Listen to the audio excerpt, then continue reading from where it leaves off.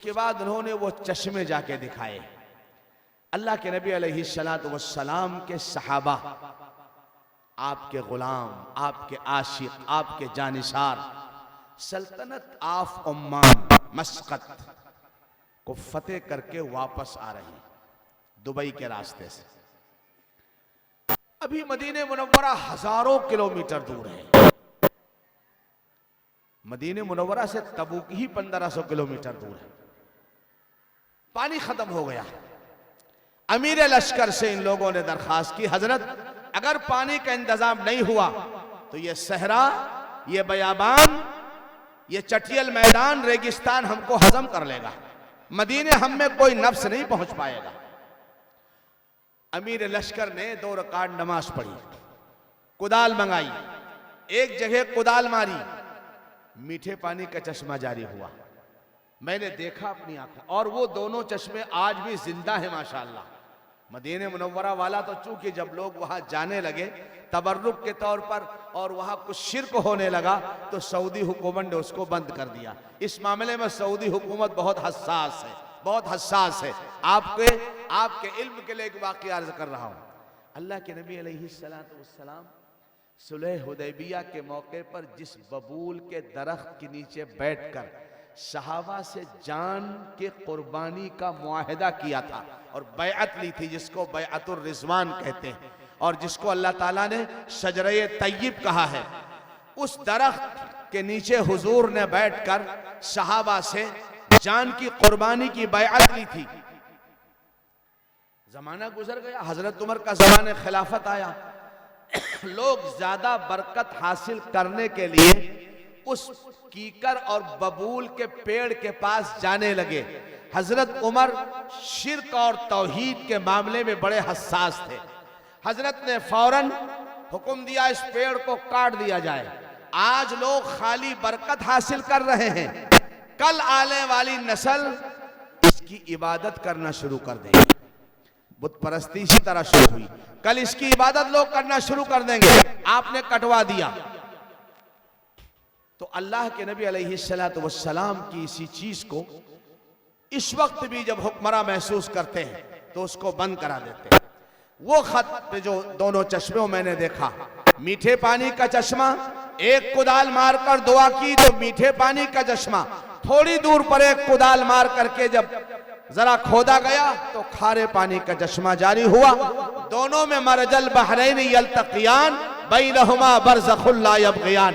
ये खारे पानी का चश्मा बह रहा है, ये मीठे पानी का चश्मा बह रहा है। न मीठा खारे में मिलता है, न मीठा खारे में मिलता है। मैं ये बता रहा था, नबी के कदमों से जुड़ जाओ, अल्लाह आपको भी बरकत वाला बना देगा। जाओ ख्वाजा अजमेरी रहमतुल्लाह अलैह को देखो, जाओ निजामुद्दीन औलिया को देखो, कुतुबुद्दीन बख्तियार काकी को देखो, साबिर अलाउद्दीन कलियरी को देखो, और हजरत महबूब सुबहानी खुतब रब्बानी शेख अब्दुल कादिर जिलानी रहमतुल्लाह अलैह को देखो, और आगे बढ़ो, सिद्दीक अकबर हैं, फारूक आजम हैं, पहाड़ पर खड़े हैं।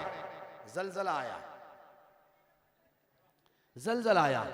हजरत उमर के हाथ में कोड़ा है, हजरत उमर के हाथ में कोड़ा है। शोर नहीं मचाया, लोगो भागो। आपको याद होगा 6-7 साल पहले 31 दिसंबर की रात में बारिश हो रही थी। झांसी यूपी से करीब है, यूपी ही में है, शायद यहां भी हालात हुई हो। रात के 1 बजे किसी पागल ने मोबाइल पर यह खबर फैला दी, घरों से बाहर निकल आओ वरना पत्थर बन जाओगे। यहां भी हुआ था मौलाना, यहां भी हुआ था। कड़ाके की सर्दी, बारिश हो रही है, सारे लोग घरों से बाहर। सुबह मस्जिद की नमाज में फजर की नमाज, मस्जिद फुल। मैंने कहा अगर तेरी सगी दादी का इंतकाल हो जाता तू रजाई छोड़कर बाहर ना आता, लेकिन इस पागल के मोबाइल से मुतासिर होकर पत्थर के बन जाओगे वरना भाग लो, वरना पत्थर के बन जाओगे। मैं उस वक्त 3 दिन की जमात में था हैदरगढ़ की एक मस्जिद के अंदर। मुझे मेरे मदरसे से मेरे बिरादर निस्बती हाफिज अयाज ने फोन किया, कहीं भाईजान जल्दी मस्जिद से बाहर आ जाओ। मैंने क्या हुआ? कहने लगे यहाँ कह रहे लोग पत्थर के बन जाएंगे, पिघल जाएंगे सब। मैंने कहा यार कुरान की तिलावत करो, नमाज पढ़ो, कुछ नहीं होगा इंशाल्लाह, परेशान ना हो आप, परेशान ना हो इंशाल्लाह। फिर एक साहब का फोन आया कि इलाहाबाद में लोग पत्थर के बन गए, बन जाएंगे नहीं, बन गए। ओफो। मेरा एक शागिर्द था राशिद, वहां पढ़ता था हजरत मौलाना अम्मार साहब रहमतुल्लाह अलैह के मदरसे में। मैंने 3 बजे रात को फोन मिलाया, 2 बार नहीं उठा, तीसरी बार उसने उठाया। कहने लगा हजरत क्या बात? मैंने कहा राशिद मियाँ इलाहाबाद में खैरियत है? कहने लगा हाँ सब खैरियत तो है। मैंने कहा जरा खिड़की खोल के बाहर झांक के देखो, आखिर कोई खास बात? उसने खिड़की खोली, कहने लगा हल्की बारिश हो रही, कोई खास बात तो नहीं। मैंने कहा यहाँ तो शोर इलाहाबाद सब लोग पत्थर के बन गए। कहने लगा हम सब तो जिंदा है माशाअल्लाह, कोई पत्थर न मोम का बना न पत्थर का बना है। यानी ऐसी झूठी खबर, एक अफवाह, लोगों में दहशत। मैं ये बताना चाहता था, एक इंसान की खबर पर न भूकंप है, न जलजला है, न कुछ है, लोग घरों से बाहर आ गए सर्दी की परवाह किए बगैर। मेरे नबी के कदमों से जुड़ने वाला फारूक आदम हजरत उमर इब्न खत्ताब रजी अल्लाह ताला अन्हु पहाड़ पे हैं, जलजला आया है। हजरत उमर ने अपना कोड़ा जमीन पे मारा और कहा उस्कुन अय्युहल जबल, ऐ पहाड़ ठहर जा, तेरी हिम्मत कैसे पड़ी, तू हिलने कैसे लगा, तेरी मजाल कैसे है कि तेरे अंदर जलजला आ जाए। तुझ पर नबी का गुलाम उमर मौजूद है जो अदल व इंसाफ के साथ हुकूमत कर रहा है, तेरी मजाल कैसे हुई कि तू हिलने लगा। जमीन का जलजला, पहाड़ का हिलना और हरकत करना बंद हो गया। ये तारीख के हकाइक हैं जो मैं तारीख के औराक से आपके सामने बयान कर रहा हूं। अदल व इंसाफ में वो कुव्वत है। हजरत उमर फारूक रज़ी अल्लाह ताला अन्हु जंगल में गश्त फरमा रहे हैं। सुनो अदल व इंसाफ की बात, गश्त फरमा रहे हैं। एक औरत एक झोपड़ी में है, उसका बच्चा रो रहा है, मां दूध नहीं पिला रही है। हजरत उमर ने देखा दूर से कि बच्चा रो रहा है, तड़प रहा है, बिलक रहा है, ये दूध नहीं पिला रही। हजरत उमर ने फरमाया बहन दूध पिला दो, अल्लाह ने तुम्हारे सीने में दूध दिया है, बच्चा भूखा दूध पिला दो। ये कहकर हजरत उमर आगे चले गए। पूरा गश्त करके वापस आए और आने के बाद देखा वो दस्तूर बच्चा रो रहा और मां दूध नहीं पिला रही। तो हजरत उमर को गुस्सा आया, फरमाया बड़ी जालिम कसीयुल कल्ब, सख्त दिल मालूम होती है, बच्चा रो रहा है, अल्लाह ने तुझे दूध दिया है और दूध नहीं पिला रही। उसने कहा जाओ जाओ, आप मेरे मामले में दखल मत दो, उसको नहीं पता यही अमीरुल मोमिनीन है, यही हजरत उमर, उसको नहीं मालूम। हजरत उमर ने कहा आखिर बहन बात तो बताओ क्या मामला है। कहने लगा अमीरुल मोमिनीन ने एक कानून बनाया है कि किसी बच्चे का पैदाइश के बाद वजीफा, पेंशन उस वक्त जारी की जाएगी जब वो रोटी खाने के काबिल हो जाएगा। जब तक वो दूध पिएगा इस्लामी बैतुल माल से वजीफे का मुस्तहक नहीं होगा। हजरत उमर को ये नहीं पता है 2 साल बच्चा दूध पिएगा, 2 साल के बाद रोटी खाना शुरू करेगा, 2 साल में बीमार होगा, सर्दी गर्मी के कपड़ों की जरूरत होगी, वजीफा नहीं देंगे तो काम कैसे चलेगा। मैं इसलिए बच्चे को रुला रही हूं ताकि इसको दूध न दूं उस वक्त के आने से पहले, जबकि ये रोटी खाने के काबिल बनेगा, मैं पहले इसके हाथ में रोटी का टुकड़ा देना चाहती हूं ताकि इसका वजीफा वक्त से पहले जारी हो जाए और ये वजीफा पा जाएगा तो मेरे कामों में सहूलत हो जाएगी।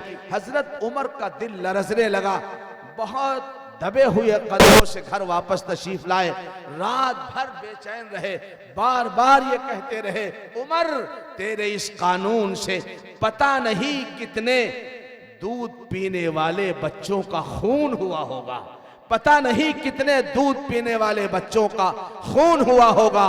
माओं ने अपनी जरूरत के पूरा करने के लिए बच्चों को दूध इसलिए नहीं पिलाया होगा ताकि वो भूख से बेताब होकर रोटी खाने लगे, और रोटी खिलाने के लिए दूध से गुरेज किया होगा। पता नहीं इस कानून ने कितने बच्चों का खून किया होगा। सुबह फजर की नमाज पढ़ाई और नमाज पढ़ाने के बाद खड़े हुए और फरमाया लोगों आज से कानून ये है जिस दिन कोई बच्चा पैदा होगा उसी दिन से उसकी माँ का वजीफा अलग जारी होगा और बच्चे का वजीफा अलग जारी किया जाएगा।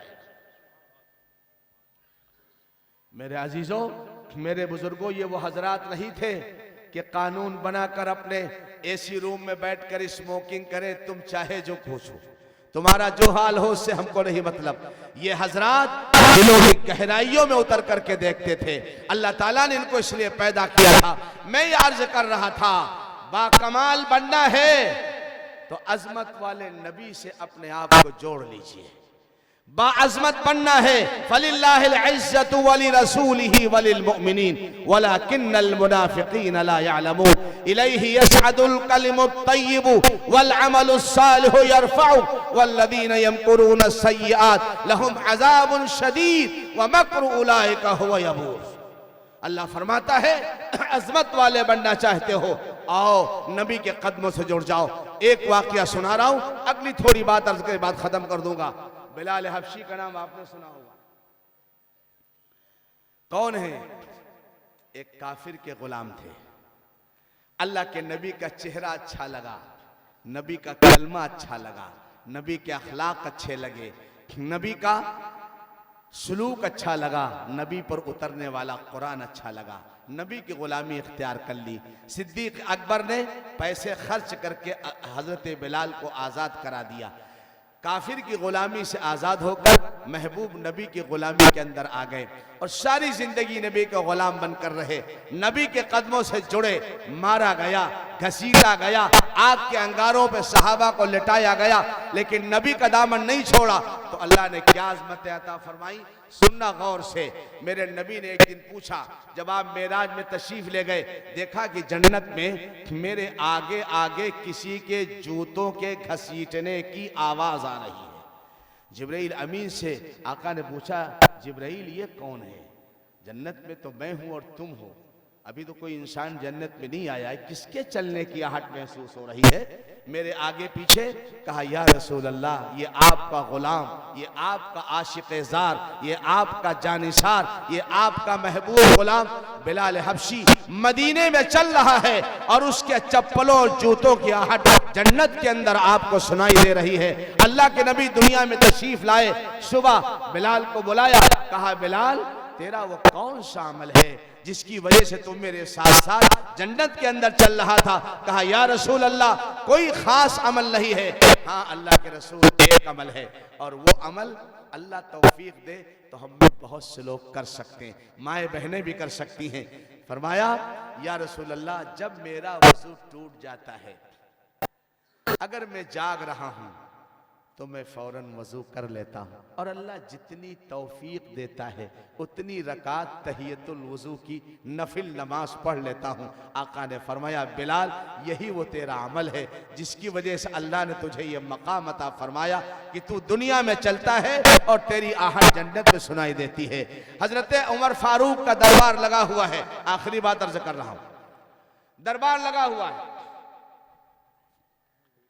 कुछ मक्के के सरदार जो नए नए मुसलमान हुए थे, इस्लाम कबूल किया था, वो हजरत उमर से मुलाकात के लिए आए। खादिम से कहा, जाके कह दो अबू सुफियान है, उमैर इब्ने वहब है, सफ़वान इब्ने उमैया है, फला फला फला है, मुलाकात करना चाहते हैं। हजरत उमर ने खादिम से कहा, कह दो बाहर बैठे इंतजार करें, मैं कई जरूरी काम कर रहा हूं, जब काम से फारिग हो जाऊंगा तो उनसे मुलाकात करूंगा। ये मक्के के सरदारों के साथ हजरत उमर का मामला हुआ। ये लोग बाहर बैठ गए इंतजार में कि जब इजाजत मिलेगी तो अंदर जाएंगे। थोड़ी देर के बाद हजरत बिलाल आए। अल्लाह अकबर, बिलाल आए। किसी कबीले के सरदार नहीं हैं, किसी महल्ले के सभासद नहीं हैं, किसी कस्बे के चेयरमैन और प्रधान नहीं हैं, अल्लाह के नबी के गुलाम हैं। बिलाल आए, खादिम से कहा, अमीरुल मोमिनीन से अर्ज कर दो बिलाल आया है, बारियाबी की इजाजत चाहता है, मुलाकात करना चाहता है। हजरत उमर इतना कह देते, फौरन बिलाल को बुला लो, 2 मिनट मुलाकात कर ले, बहुत जरूरी काम कर रहा हूं, देखो लोग बाहर इंतजार में बैठे हैं, तो भी काफी था। लेकिन अल्लाह अकबर, उमर ने बताया जो उसने मेरे नबी से इश्क किया, जिसने मेरे नबी की अजमतों को समझा और जिसने मेरे नबी की जूतियों को सीधा किया और जो मेरे नबी के कदमों से जुड़ा, वो इतना बुलंद है। हजरत उमर ने खादिम से नहीं कहा बिलाल को बुला लाओ। हजरत उमर ने अपनी जगह छोड़ी, उठे और दरवाजे की तरफ दौड़े, हजरत बिलाल के इस्तकबाल के लिए दौड़े। और इस हाल में तारीख में लिखा हुआ है कि हजरत उमर की चादर जमीन से घिसट रही थी, यानी इतनी तेजी और जल्दी में आप गए कि आपकी चादर जमीन से घिसट रही थी। बगैर चप्पल जूते पहने हुए हजरत बिलाल से मुलाकात की, हाथ पकड़ा और मालूम क्या कहा? मालूम क्या कहा? जा सैयदुना बिलाल, जा सैयदुना बिलाल। गुलाम नहीं, मेरा सरदार आया है, मेरा सरदार आया है। नबी के कदमों से जो जुड़ा है वही इज्जत वाला है, वही सरदार है। मैं आज की बात बताऊं, मौलाना सैफुद्दीन साहब ने मेरा रिजर्वेशन लखनऊ से कराया। ये ट्रेन बादशाह नगर से निकलती, चारबाग से आसान है, बादशाह नगर से मुश्किल है। 12 करीब था, मैं 12 चला गया। मैंने वहां से लोकल टिकट ले लिया और मैं एसी कोच में नहीं बैठा, स्लीपर में बैठ गया। बगैर रिजर्वेशन के लोकल टिकट लेकर के स्लीपर में बैठे तो भी टीटी जुर्माना डाल सकता है। मैं बैठा था ऊपर की सीट पर, टीटी साहब आए, मुझे देखा, नीचे सारे लोगों के टिकट चेक किए और मुझे देखकर मुझसे ये भी नहीं कहा कि आपके पास टिकट है कि नहीं है।